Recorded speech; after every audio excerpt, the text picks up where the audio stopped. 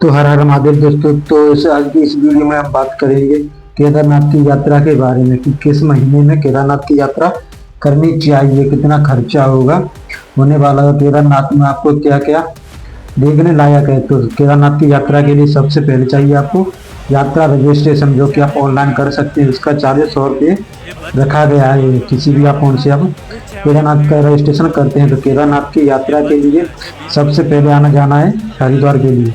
तो आपको यहाँ नजदीकी रेलवे स्टेशन है वो हरिद्वार है। तो शाम के समय आते हैं तो आपको नाइट स्टे हरिद्वार में करना पड़ेगा। अगर वहीं आपको सुबह 7 या 8 बजे उतरते हैं तो नाइट स्टे की कोई जरूरत नहीं है। आपको सुबह से ही हरिद्वार से सीधे सोनप्रयाग के लिए बस मिल जाएगी। तो हरिद्वार से सुबह बस में पहुंच जाना चाहिए आपको सोनप्रयाग, जिसका किराया है वो 700 से 800 रुपये का होने वाला है। तो सोनप्रयाग में पहुंचते ही आपको शाम हो सकती है, इसलिए आपको नाइट स्टे भी आपको सोनप्रयाग में करना पड़ेगा। अगर आप डोरमेट्री लेते हैं तो 200 रुपये में आपको डोरमेट्री मिल जाएगी। वहीं आप होटल लेते हैं तो होटल 1000 से 1500 रुपये का चार्ज करेगा। तो मेरे हिसाब से आपको डोरमेट्री लेनी चाहिए, क्योंकि आपको शाम ही बितानी है। तो सुबह जल्दी उठकर रजिस्ट्रेशन की लाइन में लग जाना है। तो रजिस्ट्रेशन की लाइन है वो सुबह 6 बजे शुरू हो जाती है। सोनप्रयाग से 50 रुपये में टैक्सी देकर आपको पहुंच जाना है गौरीकुंड के लिए। गौरीकुंड वह पड़ाव है जहाँ से आपकी केदारनाथ की यात्रा शुरू होती है। तो 6-7 घंटे का ट्रैक करके शाम तक आप पहुंच जाएंगे केदारनाथ में।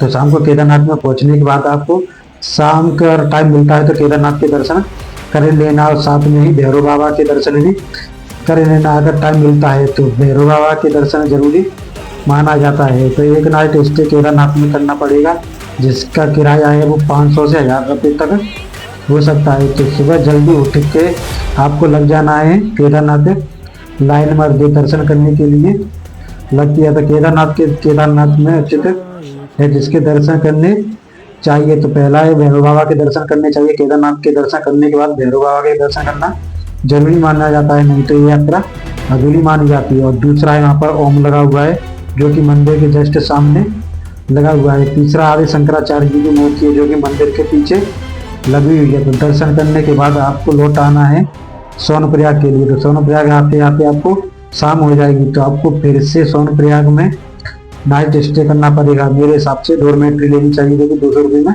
सस्ती मिल जाएगी, क्योंकि आपको नाइट स्टे सोनप्रयाग में रात ही गुजारनी है। तो नाइट स्टे में आने के बाद आपको सुबह जल्दी बस से आ जाना है हरिद्वार के लिए। तो हरिद्वार पर हो जाती है आपकी यात्रा कंप्लीट। हरिद्वार में यात्रा आपकी कंप्लीट हो जाती है। तो दोस्तों इसमें वीडियो में बताया कि कुल खर्चा वो कितना होगा। इसमें हरिद्वार से नाइट स्टे करते 1000 रुपये होगा, और हरिद्वार से सोनप्रयाग के लिए जो किराया वो 700 से 800 रुपये का जाते हैं। और सोनप्रयाग में आपको नाइट स्टे है वो 200 रुपये डोरमेट्री और 1000 से 1500 रुपये का होटल मिलेगा। तो सोनप्रयाग से गौरीकुंड का किराया है वो 50 रुपये रखा गया। तो केदारनाथ में नाइट स्टे करेंगे इसको 500 से 1000 रुपये तक का चार्ज आपको देना पड़ेगा। तो आपको वापस आना है केदारनाथ से सोनप्रयाग के लिए, वो 200 रुपये में डोरमेट्री मिल जाएगी। तो सोनप्रयाग से हरिद्वार के लिए आपको वापस लौट के आना है।